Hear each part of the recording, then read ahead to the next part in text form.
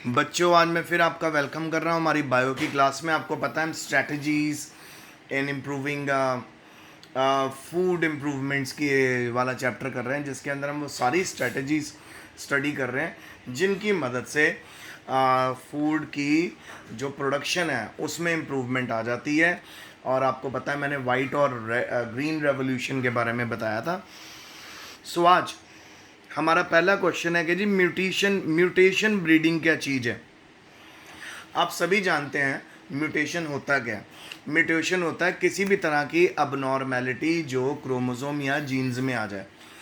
अगर हम प्लांट्स और एनिमल्स में फिज़िकल मेथड के साथ किसी भी तरह की म्यूटेशन करके अपने अकॉर्डिंगली अगर हम करेक्टर्स या नीड को पूरा कर लेते हैं, उसको म्यूटेशन ब्रीडिंग बोलते हैं। मैं आपको बड़ा अच्छा एग्जांपल बताता हूँ। एक प्लांट है कॉटन का।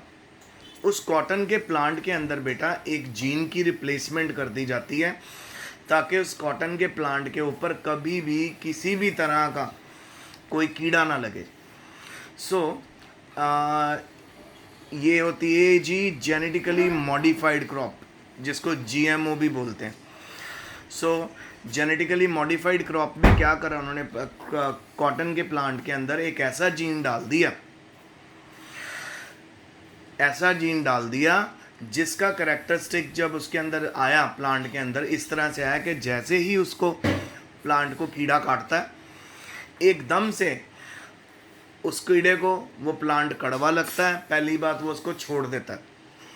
और अगर वो उस प्लांट को खा ले, थोड़ा सा भी बाइट कर ले, तो उस प्लांट में एक ऐसा एंजाइम होता है जो उसके पूरे डाइजेस्टिव सिस्टम को डैमेज कर देता है और कीड़ा मर जाता है। तो ये हमारा म्यूटेशन ब्रीडिंग के बीच में आया। यानी कॉटन के प्लांट में, जिसको हम बीटी कॉटन बोलते हैं, बीटी कॉटन अभी आपको मैंने बहुत अच्छे से पढ़ाना है, अभी आना है 5 नंबर का question.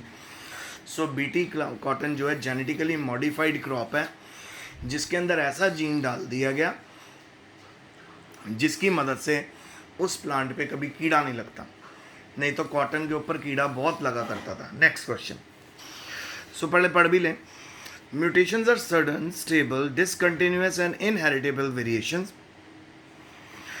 The creation of mutation at will, अपनी मर्जी से जब हम म्यूटेशन कर दें, and their utilisation for production of new crop.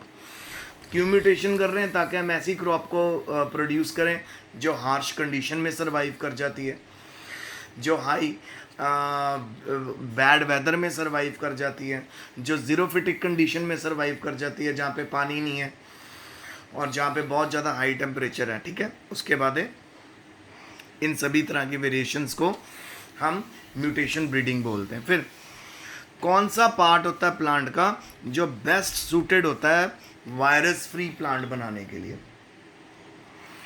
अगर आप वायरस फ्री प्लांट बनाना चाहते हो किसी प्लांट के पार्ट से, पहले तो आपको पता होना चाहिए कि कैसे किसी प्लांट के पार्ट से वायरस फ्री प्लांट बन जाएगा। वो बेटा जो प्लांट होता है उसमें एक स्पेशल करेक्टरिस्टिक होता है, स्पेशल प्रॉपर्टी होती है जिसको हम टोटीपोटेंसी कहते हैं। प्लांट के किसी भी छोटे से पार्ट से नया प्लांट बनाया जा सकता है लेबोरेटरी के अंदर।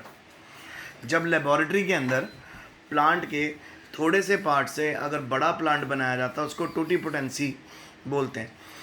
टोटीपोटेंसी होता क्या? Regenerating power. जैसे जैसे जितना ज़्यादा मल्टी सेलुलर ऑर्गेनिज्म होता रहेगा उसकी रीजनरेटिंग पावर कम होती जाएगी। जैसे छिपकली की अगर टांग, अगर 4 लिम्ब या हाइंड लिम्ब या उसकी टेल अगर कट जाए तो वो दोबारा ग्रो कर जाती है, क्योंकि उसमें टोटीपोटेंसी है। अब ह्यूमन बींग्स में टोटीपोटेंसी नहीं होती, क्योंकि हम लोगों में मल्टी सेलुलरिटी ज़्यादा है, हम मोर कॉम्प्लेक्स ऑर्गेनिज्म है। ठीक है, आप समझ रहे हैं? तो प्लांट का एक बहुत अच्छा करेक्टरिस्टिक होता है कि उसकी टोटीपोटेंसी बहुत ज़्यादा होती है, रीजनरेटिंग पावर बहुत ज़्यादा होती है। तो इसी तरह मैं आपको ये बताना चाह रहा हूँ कि अगर हमने टोटीपोटेंसी के थ्रू, मतलब प्लांट का छोटा पार्ट लेके एक नया प्लांट बनाना हो और हम चाहते हैं कि हम रिस्क ना लें, पूरे का पूरा जो प्लांट बने वो वायरस फ्री प्लांट बने, तो वायरस फ्री प्लांट बनाने के लिए हमें क्या करना पड़ेगा?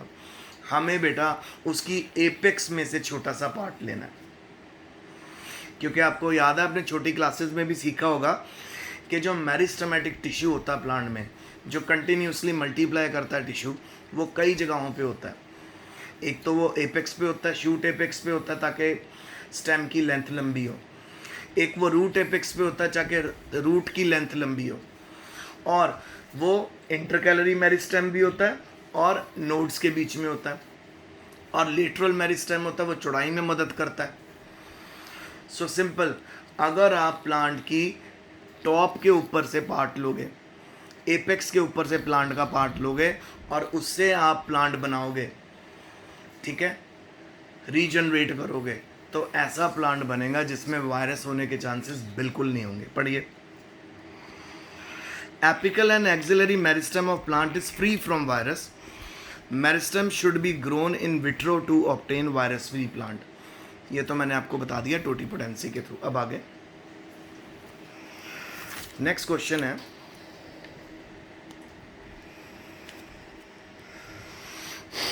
What is biofortification? बायोफोर्टिफिकेशन का मतलब होता है बेटा, आप कोई क्रॉप उगा रहे हो, उसमें आप ऐसे चेंजेस कर रहे हो ताकि उसमें ढेर सारी आपको प्रोटीन मिले, ढेर सारा हाई लेवल मिनरल्स का मिले और हेल्दियर फैट आपको ऑब्टेन हो। तो बायोफोर्टिफिकेशन क्या है? ये एक मेथड है जिसमें हम क्रॉप्स को ब्रीड करते हैं, उगाते हैं with higher level of vitamin, mineral और higher proteins and healthier fat. अब बायोफोर्टिफिकेशन का ऑब्जेक्टिव क्या है? एक तो जी प्रोटीन की क्वालिटी और क्वांटिटी इंक्रीज हो, विटामिन्स, माइक्रोन्यूट्रिएंट और मिनरल कंटेंट भी हो। सोचो, आने वाले टाइम में आप 2 रोटियां खाओगे और वो 2 रोटियां इतनी न्यूट्रिशियस होंगी कि आपकी मैक्सिमम 1 डे की जो न्यूट्रिशनल वैल्यू है वो पूरी हो जाएगी। कैसे? क्योंकि जेनेटिक इंजीनियरिंग के साथ आने वाले टाइम में क्रॉप इम्प्रूवमेंट इतनी ज़्यादा हो जाएगी, इतनी ज़्यादा बढ़ जाएगी बेटा, कि नई नई टेक्नोलॉजीज़ अप्लाई होंगी और आपकी सारी जो रिक्वायरमेंट है वो बहुत जल्दी पूरी हो जाएंगी। Next, which is the best method employed in animal breeding? Animal breeding में कौन सा मेथड सबसे बेस्ट है? ठीक है, अलग अलग मेथड में जो बेस्ट मेथड है जी, वो है जी आउट क्रॉसिंग। आउट क्रॉसिंग का मतलब होता है एक कंट्री की ब्रीड को दूसरी कंट्री की ब्रीड के साथ क्रॉस किया जाए।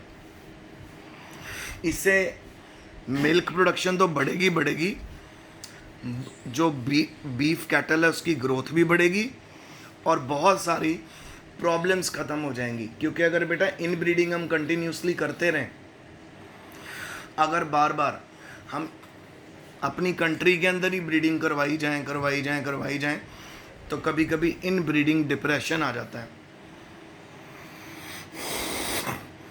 अब इन ब्रीडिंग डिप्रेशन क्या चीज़ है?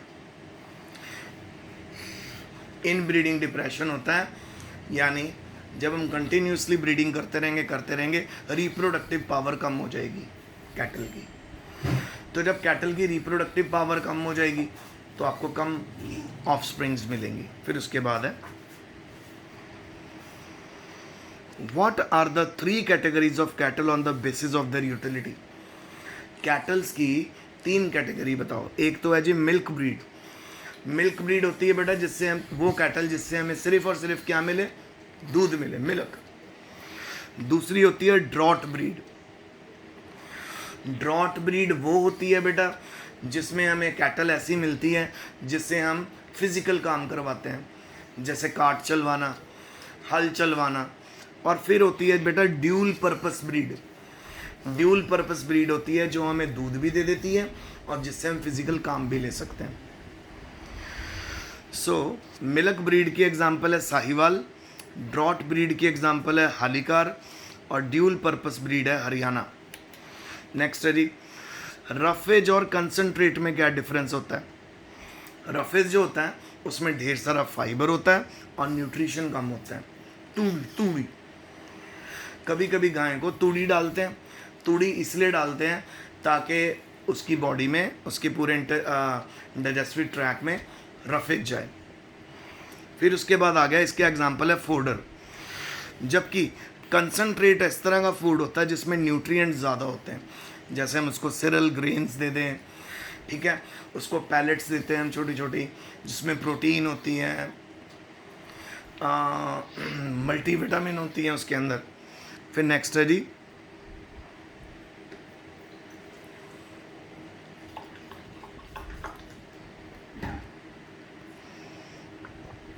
What is the difference between layers and broilers. Layers होते हैं वो वाले चिकन बेटा जिनसे हमें अंडे मिलते हैं। लेयर्स वो चिकन होते हैं जो हमेशा एग प्रोड्यूस करते हैं, और ब्रॉयलर वो चिकन होते हैं जिससे हमें मीट मिलता है। तो मुर्गियां दो तरह की होती हैं, दो तरह की मुर्गियां होती हैं। एक मुर्गी जो अंडे देती है, एक मुर्गी जिसका हम मीट खाते हैं। ठीक है बेटा, समझ आ गया।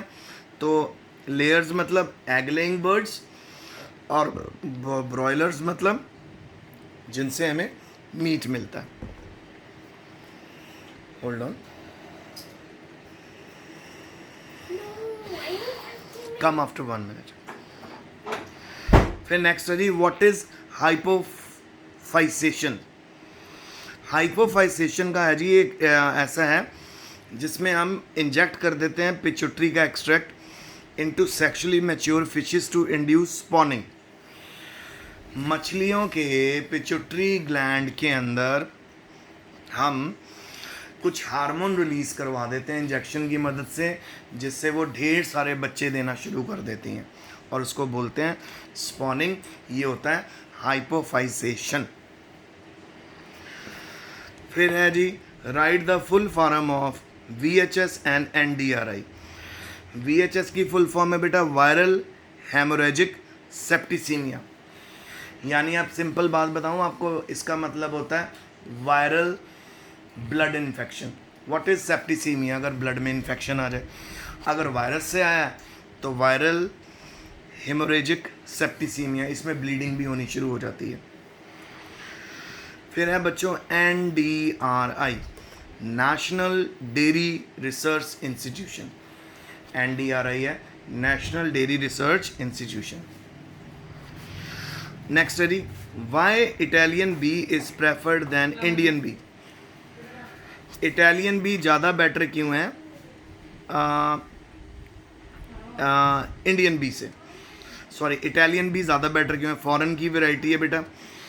इटालियन बी जो होती है डोसाइल होती है, मतलब आपको बहुत ज़्यादा अमाउंट में हनी प्रोड्यूस करके देती है, एग भी बहुत अच्छे प्रोड्यूस करती है, और इसकी वेस्टेज कम होती है, और इसका डिफेंस मैकेनिज़्म भी अच्छा है, मतलब और इंसेक्ट्स के साथ भी आसानी से फाइट कर पाती है। तो बेटा इस करके इटालियन बी को प्रेफर किया जाता है। ठीक है, इटालियन बी क्यों प्रेफर की जाती है? क्योंकि इससे हमें हाई कंटेंट ऑफ क्या मिलता है? हनी मिलता है। सो बेटा ये आज का लेक्चर था, आई होप आपको समझ आया होगा। इन क्वेश्चंस को आप अच्छे से रिवाइज कर लेना। कल फिर मैं आपको छोटे आंसर्स के साथ मिलूँगा, क्वेश्चन आंसर्स के साथ, क्योंकि अभी तो ये चैप्टर शुरू हुआ है, तो वेरी शॉर्ट आंसर ही चलेंगे, उसके बाद हम बड़े क्वेश्चंस के ऊपर आएंगे। तो आज का लेक्चर यहीं तक है। तो study hard, stay safe, best of luck. और कोई भी क्वेरी है आपकी, कोई भी क्वेश्चन है, जब भी हमारी गूगल मीट ऐप पे क्लास होगी तो आप मुझसे पूछ लेना। I am always available. Till then best of luck.